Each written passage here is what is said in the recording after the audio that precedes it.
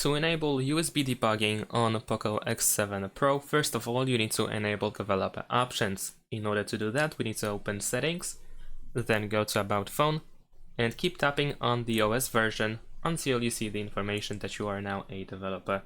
Go back to the settings, scroll down, and go to Additional Settings. Over here, once again scroll down, and you should be able to find developer options and open it. And now here we need to find USB debugging, which should be visible over here under the debugging section. Tap on this switcher in order to turn it on. You have 10 seconds before you can actually confirm this choice, as USB debugging can be damaging to your system if you do something that that has the risk, of course, that is considering a risky move.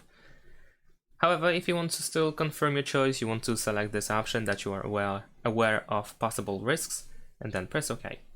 And that's it. Thanks for watching, leave a like and subscribe to my channel, and see you in my next videos. Bye!